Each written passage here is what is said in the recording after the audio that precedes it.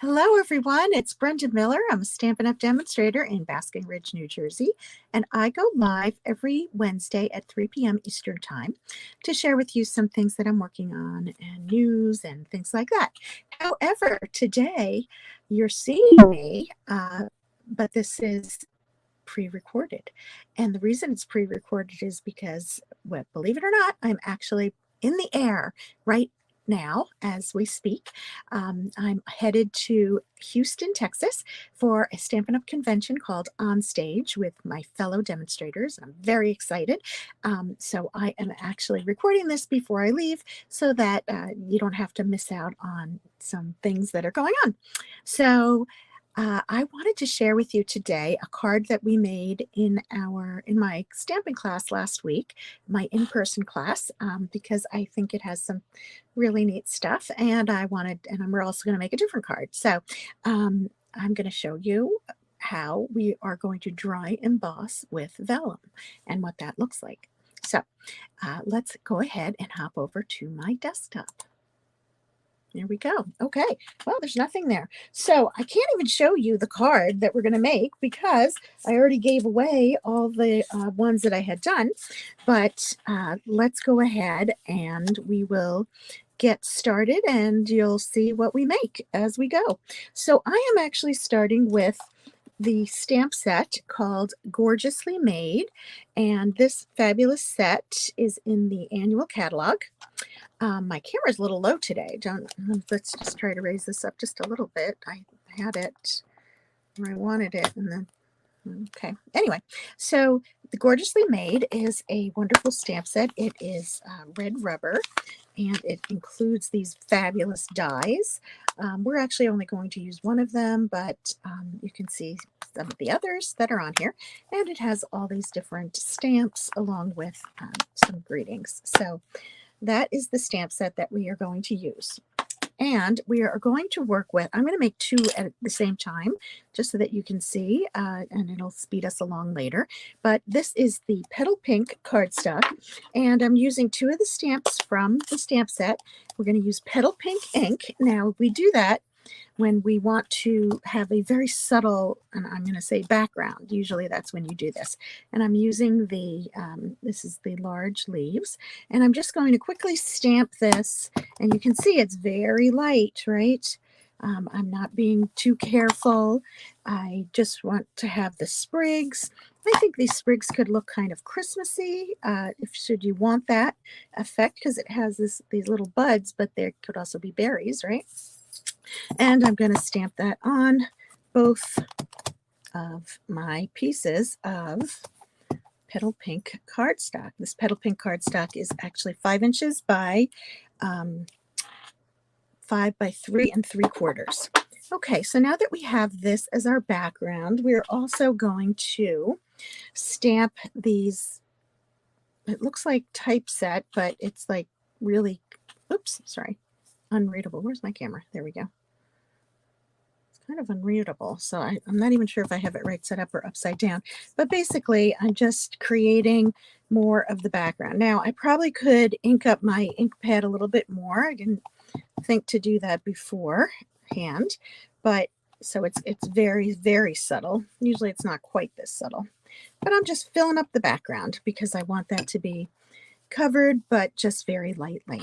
So there we have two of those. Now I am going to take, well, I actually already took a piece of vellum and vellum cardstock.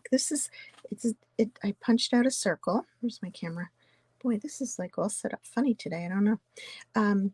Okay, so this circle is a 2 3/8 inch circle that I punched out, and you can see that it is, as vellum, it's kind of see-through, right? It's not transparent, but it's like translucent, right? And that's, I think, the word for it. And what I'm going to do is I'm just going to put it into my embossing folder and put it through the Stampin' Cut and Emboss machine. And what I get out is this. Check this out. Now, the embossing folder that I used is the Layered Flowers, and this is a 3D embossing folder, so it's kind of deep. So if I turn it this way, you can see that texture, the depth of the texture. One of the things you have to watch out for is that sometimes it does tear the paper a little depending upon the design, but I'm not going to worry about that. We're going to cover that up, but I just wanted to show you that that might happen when you cut it out. So as a contrast, here is a full piece of vellum cardstock, and look how pretty that is. So you know it's translucent, and here's that circle again, so you can see the difference. So here's the circle, and then when you put it through the embossing folder, you just get all this amazing texture, and it's just so pretty, especially with this embossing folder. So we are going to use that circle, and I'm going to show you two different cards that we're going to make with, well, with the embossed stuff. So I'm going to take this and I'm going to mount it onto a piece of white cardstock. So I'm going to take this. Actually, before I do that, I'm going to put 2 stripes of adhesive. This is how I use my ribbon. And I'm going to show you that I'm going to use this Sweet Sorbet ribbon. Can you see where it is? And I'm just going to cut a piece that is just going to wrap around the card, and I'll show you that. So I'm going to do this. There really is, I'm not sure if it's up or down. My camera, I'm really sorry about this. This is in a funny place today. All I'm doing is, remember I had that adhesive on the back, I'm just wrapping it around so that it sticks. And so here's the back, right? You just stick the edges. If it's not tight enough or you need to adjust it, it's very forgiving, peels right up. You can squish it back down again. And then that goes onto our piece of white. And then I'm going to take that and put it onto a piece of Sweet Sorbet. One of the reasons I chose this color combination, number one, is because I think it's a real wow. Not something I normally would have chosen, but when I saw these colors together, I thought, wow, this is really great.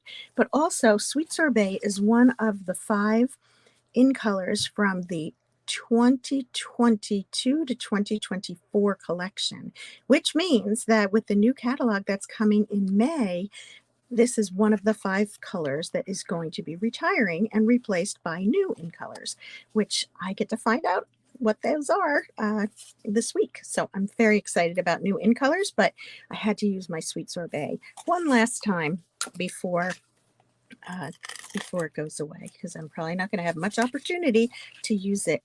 If you like the in colors that are part of that collection, I'm going to grab my catalog so I can show you which ones they are. If you like them, I want to encourage you to pick them up, whether it's the paper, the ink pad, ribbon, whatever it is. You want to get that sooner rather than later, because it will be while supplies last. Okay, so see how we have 2022 to 2024. We have Sweet Sorbet, Parakeet Party, Tahitian Tide, Starry Sky, and Orchid Oasis. And I just love this particular set of colors. So I'm going to be sad, but I can't wait to see what they replace it with. So anyway, that is a little plug for in colors.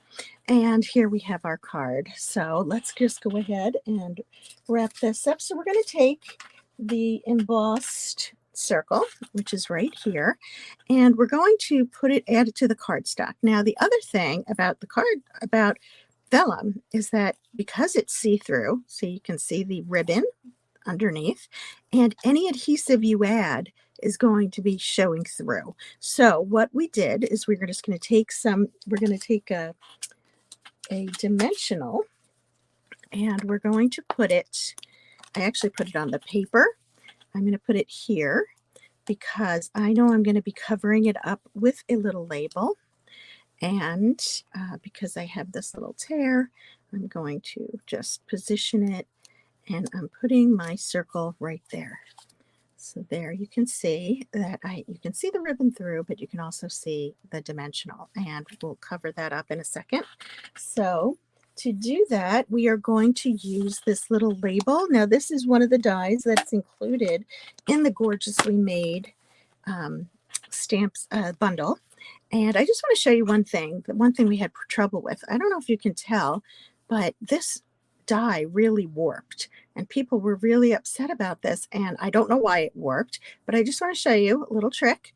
When that happens, all you do is you bend it back into place. Now you have to bend it gently. I know a lot of people are afraid to do that because it is thin metal and it might snap, but just a little bit of pressure allows it to be flat. Okay, so see, it's all flat now. Thought I wanted to show you that since that did come up as a concern. Okay, I'm going to take my, oh, I actually have my real red ink pad here because I only have one sweet sorbet and I went a little crazy with sweet sorbet at my class. So we're just going to stamp it in red, and we're going to use, you could use sweet sorbet too. But I'm just going to do the thank you on my dirty block, and I'm going to try to get it straight, which I cannot see. Okay, not too bad, but we got a little edge there, so let's do this one more time. And not press so hard. Okay, good enough. All right, so I'm now going to take this, and with regular adhesive, I'm going to put it on the back. Now you see, this isn't lying totally flat, and that's okay because when it goes in the envelope, it'll be flatter, but we don't want to put any more adhesive behind it because it'll show through. But just this little one-dimensional is really keeping it hanging on very nicely. So let's go ahead, we'll put a little adhesive on the back, and I'm just going to lay it down so that it lines up, and I can still see the ribbon a little bit over the top, and I kind of like that look that you can see through it. So it just points out that that's what's going on there. Okay, so now we are going to take another piece of the ribbon. We only need a littler piece this time, maybe about 3 inches or so. It's a nice thin ribbon. We cut it on an angle, and I'm going to slide it under and just tie a nice tight knot. And this is the way I've been teaching the how to tie because it is the easiest, and I think it lays flat so nicely that it gives the look that most people want. Okay, and there we have it. So we have an, oops, there we go. Okay, there we have our card. You can embellish it further with little gems if you want. But you can also put white on the inside of the card. Let me finish that off. I hate having unfinished cards hanging around because when I want to use them, if they don't have that piece on the inside, that frustrates me. Okay, so now that this card is done, we are just going to do things a little bit differently, but it's actually pretty much the same. So there's our card. And now, remember I embossed that full sheet of vellum. We're actually going to use that, and we're going to put it on top of, now I stamped this piece, but I forgot that I didn't really need to because I'm going to be covering it up. And it is light enough that you really can't see that it's been stamped. But here's the reverse. Okay. Now again, when I lay this down, I want to be very careful about where I put my adhesive. Again, we're going to wrap ribbon around, so I'm going to just use actually a little bit of regular adhesive, and on some of the flat spots between the flowers in a semi-straight line, I'm just going to put 4 little dots of adhesive. Now I don't know if you're going to be able to see. Oh, there it is. See? So it's just hard to catch the light just the right way, but you see I put 4 dots of adhesive, and then I'm going to lay this down, and this vellum is sized to be the same size as the Petal Pink. Okay, so again, it's not totally secure on here, but it will still work. So I'm going to do the same thing we did before. I'm going to adhere this to a piece of white. Oops. Forgot, I want to wrap my ribbon. I did this every single time I made this card. It's really embarrassing. I cannot seem to remember that I wanted to put it this way. So here we go. Snip it, and remember I put the adhesive on the back. Can't see, that is the side I stamped. Now I'm just going to look for where I put my adhesive, where those white spots are, and I'm just going to wrap it around. Now this embossing folder is fun enough that it really hides the adhesive very well. Okay, really does, because it's busy. But sometimes when you work with vellum, it's going to show through, like we saw on the other one that we did. Okay, and we're going to do the same thing. I'm going to stamp the thanks and tie a bow, and this time it's not going to have a separate circle because it's all done there. So let me get my little pieces out. Dun dun dun, always something. Lost my little piece, probably fell on the floor, but we will fold this, give it a good crease, and adhere this to the front of this card. And there we have it. Okay, so pretend that I stamped the thanks on a little white piece of white. Oh boy, always something, right?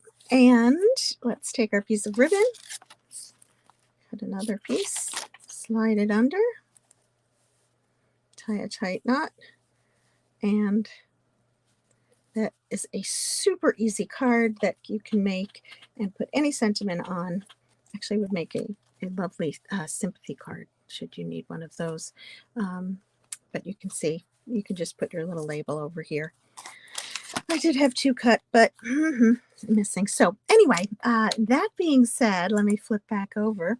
You can see that having a card like this is just another different way to add some texture to the card, and you don't need a lot. So when you purchase vellum, it comes in 20 sheets in a pack, but it's really, really thin. The package is really, really thin, and you can just, it's 8.5 by 11 sheets, and you just cut them like you normally do, and that's how you use the vellum. So that is my card for today. And as I am flying to Houston, let me just tell you that if you follow me on Instagram and Facebook, you're going to see a lot of me. I'm going to be posting stories and reels and other posts so that you can see what's going on. I get to show you the cover of the new catalog, which is always the most exciting part. Not the cover, the whole catalog is the most exciting part for demonstrators, but I'm sure there'll be tons of things that I'll be able to share. There are always prizes and samples and all kinds of fun stuff like that. So look for me online, Facebook and Instagram, and that's at Brenda Miller SU. And I think that's it for today. So we'll see you next week, and I promise to bring lots of stuff back to share. So thank you so much. Have a great day.